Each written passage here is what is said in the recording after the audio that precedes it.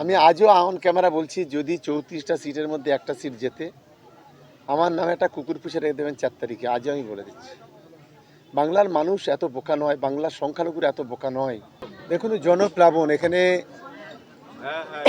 আহসান ভাইয়ের নেতৃত্বে এবং আমার পাশে ফজলে করিম ভাই বসে আছেন, দীর্ঘদিনের সিনিয়র লিডার। এখানে রাজুদা আছে, উপপ্রধান আছে, আমাদের শহীদুল আছে, আমাদের সমস্ত নেতৃত্ব আছেন। আজকে সকলের নেতৃত্বে এবং এলাকার যারা বুথ থেকে আরম্ভ করে ব্লকের যারা কর্মীরা আছেন তাদের নেতৃত্বে আজকে যে জনসভা, আমি মনে করি প্রাণগঞ্জ অঞ্চল থেকে 12 থেকে 15,000 ভোটে এখান থেকে জিতবো, এটা আমার অন্তত আত্মবিশ্বাস। ভাঙড়ের বিভিন্ন জায়গায় আপনি প্রচার মিছিল করছেন, সভা করছেন, মানুষের সাড়া কতটা পাচ্ছেন? যথেষ্টভাবে মানুষের আশীর্বাদ, দোয়া, ভালোবাসা মানুষ উজাড় করে দিচ্ছে। রাস্তাঘাটে যেখানেই যাচ্ছে আমার মা বোনেরা, ভাইরা যারা আছেন রাস্তার দুপায়ে ধরে সবাই একটা কথা বলছে, ভাঙড় তৃণমূল কংগ্রেস জিতছে। এটাই গোটা ভাঙড় জুড়ে এই স্লোগানটা উঠে গেছে, আমরা জিতব এবং আগামী দিনে মানুষের জন্য কাজ করব। আমারও মাঝে মাঝে স্বপ্ন হয়, ইচ্ছা হয় যে আমি প্রধানমন্ত্রী হব বা মুখ্যমন্ত্রী হব। আমি করতেই পারি, তা প্রত্যেকের নিজস্ব একটা ইচ্ছা আছে, আশা আছে, সে তো করবেই তারা।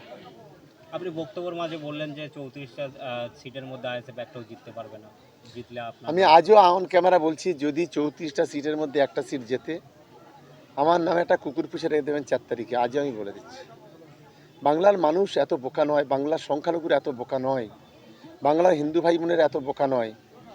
যেভাবে ধর্মীয় বিভাজনের রাজনীতি করছে আজকের প্রকাশ্যে বা পরোক্ষে, যেভাবে ইসলামকে অবমাননা করছে, যেভাবে হাদিস কোরআনকে অপব্যাখ্যা করছে নৌসাদ এবং আব্বাস দুই ভাই, বাংলার সচেতন মানুষ, শিক্ষিত মানুষ, বুদ্ধিজীবী মানুষ, ধর্মীয় প্রাণ মানুষ, এরা কোনোদিন এদের পাশে থাকতে পারে না। আগামী দিনে জবাব দেবেই মানুষ। 29 তারিখে এর জবাবটা আপনারা দেখতে পাবেন এবং 4 তারিখে গণনার দিন বুঝতে পারবেন। দেখুন, এই মুহূর্তে যাদের SIR এর নামটা ডিলিট হয়েছে, এখন দুটো সেকশন আছে, একটা হচ্ছে আন্ডার জুডিকেশন আর একটা হচ্ছে ডিলিট যারা হয়েছে তাদেরকে বলবো, আমাদের প্রিয় দিদি মুখ্যমন্ত্রী মমতা বন্দ্যোপাধ্যায় সুপ্রিম কোর্টে মামলা করেছিল বলে এটা জাজ সাহেবরা এটা হিয়ারিং নিচ্ছে।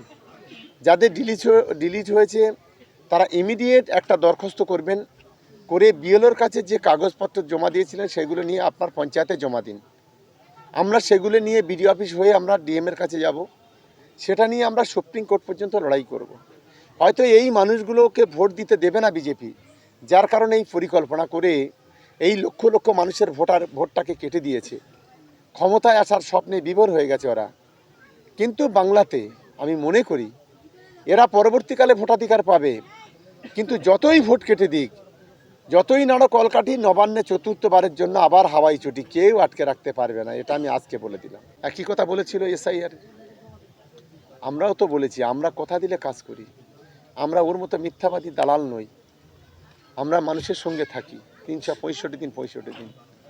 উনি 6 মাস ধরে যে কাগজগুলো গুড়িয়ে নিয়ে গেছিলেন, বলুক কি কাজ করেছেন উনি? একটা লক্ষ্মীর ভাণ্ডার দিতে পেরেছেন, একটা কৃষক বন্ধু দিতে পেরেছেন, একটা গরিব মানুষের ঘর দিতে পেরেছেন, মানুষের দাবি একটা রাস্তা দিতে পেরেছেন, মানুষের দাবি একটা অ্যাম্বুলেন্স দিতে পেরেছেন?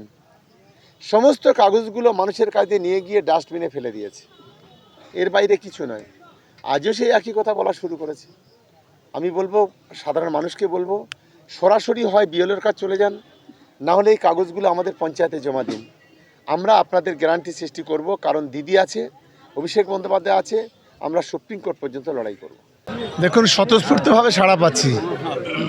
ভাঙড়ের মানুষ বলছে তৃণমূল কংগ্রেস জিতছে। ভাঙড়ের মানুষের আশীর্বাদ, ভাঙড়ের মানুষের দোয়া, এবারে ভাঙড়ে তৃণমূল কংগ্রেস জিতবে, শুধু সময় রাখো। আমি তো আর গণকার নই যে কত ভোটে জিতবো বলবো, তবে জিতবো এইটুকু বলতে পারি, জিতবই। দেখুন, মায়ের আশীর্বাদ, বোনের ভালোবাসা, এটা কখনো বিফলে যায় না। আর সাধারণ মানুষের দোয়া আশীর্বাদ কখনো বিফলে যায় না। আমরা মা বোনেদের, আমার গুরুজনদের আশীর্বাদে আমরা নিশ্চিতভাবে চালতাবেড়িয়া জিতব। এখানে আইএসএফের গড় বলে কিছু নেই, এখন সব তৃণমূল কংগ্রেসের গড়। মানুষ দলে দলে আসছে, যুব সমাজের ছেলেরা আসছে, তারা আগামী দিনে আবু সাহেব, ভাঙড়ের মানুষ আগামী দিনে ভাঙড়ের উন্নয়ন চায়, ভাঙড়কে মরুভূমি দেখতে চায় না, ভাঙড়কে ধ্বংস হতে দিতে চায় না, এটা মনে রাখবেন। মাথায় টুপি দিয়ে মিথ্যা কথা বলে বেশি দিন বোকা বানানো যাবে না, মানুষ সঙ্গে প্রতারণা করে বেশি দিন মানুষকে বোকা বানানো যাবে না। মানুষ রাজনৈতিক সচেতন, তাই তো মানুষ আজকের হাজারে হাজারে মানুষ আমাদের র্যালিতে অংশগ্রহণ করছে, আমাদের মিটিংয়ে অংশগ্রহণ করছে। জয় তৃণমূল কংগ্রেসের হবে, আর চতুর্থবারের জন্য মমতা বন্দ্যোপাধ্যায় মুখ্যমন্ত্রী হবে, শুধু সময়ের অপেক্ষা। গাদ্দারকে কখনো ক্যানিং পূর্বের মানুষ মুখ দেখতে চায় না। সবচেয়ে বড় মির্জাফর দলে থেকে দলে খেয়ে এই মির্জাফর আজকের আইএসএফে গিয়েছে। যারা প্রকৃত তৃণমূল কংগ্রেসের কর্মী তারা এদের মুখ দেখতে ইচ্ছা করে না তাদের, তার কারণে হয়তো রাস্তায় মানুষ নেই। তবে যদি কষ্ট হয় তাহলে আমাকে বলুক, আমি লোকজনের ব্যবস্থা করে দেবো। যেদিন প্রচারে যাবে আমাকে বলবে। দেয়াল ফেয়াল তো এখনও কিচ্ছু লিখতে পারিনি, আমি যেটুকু দেখলাম। দেয়াল ফেয়াল অন্তত 2-4টে যদি রাইটারের দরকার হয় বা কোনো দেয়াল দরকার হয়, সেও যদি আমাকে বলে, নিশ্চিতভাবে আমরা করে দেবো, কোনো অসুবিধা হবে না। কেন, ও কি বাঘ না ভাল্লুক, খেয়ে ফেলবে? এসব বোকা কথাবার্তা বললে হয়? আসলে হতাশাগ্রস্ত হয়ে পড়েছেন, যার কারণে এই ধরনের কথাবার্তা বলছেন। অপেক্ষা করুন, শেষ বয়সে একটা এমএলএ হবো বলার চেষ্টা করেছে তো। 4 তারিখে দেখবেন বাহারুল 1 লক্ষের বেশি ভোটে জিতবে। 1 লক্ষ 1 ভোট হলেও জিতবে। 1 লক্ষ 1 হোক আর 1 লক্ষ 30 হোক, বাহারুল 1 লক্ষের উপরে জিতবে। দাবাং নেতা না, গোটা বাংলার এটা ইলেকশন কমিশনের নিয়ম। যত সিকিউরিটি পার্সন যারা আছে, যারা সিকিউরিটি পায়, তাদের ইলেকশনের সময়ে প্রত্যেকের সিকিউরিটি তুলে নেওয়া হয়। এটা শুধু 2026-এর নির্বাচনে নয়, এটা সারা সব সময়ের জন্য আমরা দেখে এসেছি। তবে এবার ইলেকশন কমিশন একটা নতুন নিয়ম করেছে, যাদের নামে ফৌজদারি কেস আছে তাদের সিকিউরিটিও তুলে নেওয়ার কথা বলা হয়েছে। প্রথম সিকিউরিটিটা আমি বলবো শুভেন্দু অধিকারী তুলে নেওয়া উচিত, নওশাদ সিদ্দিকীর আগে তুলে নেওয়া উচিত। কারণ এরা বিভিন্ন ফৌজদারি কেসে যুক্ত, বিভিন্ন ধর্ষণের কেসে যুক্ত, ফলে তাদের সিকিউরিটি আগে তুলে নেওয়া উচিত বলে আমি মনে করি। সাধারণ যারা সিকিউরিটি পায় তাদের জীবনের একটা সংশয় আছে, তাদের সিকিউরিটিটা তুলুন, কিন্তু তার সঙ্গে সঙ্গে যারা বিভিন্ন কেসে যুক্ত তাদেরও সিকিউরিটিটা তুলে নিন, এটা আমি বলবো।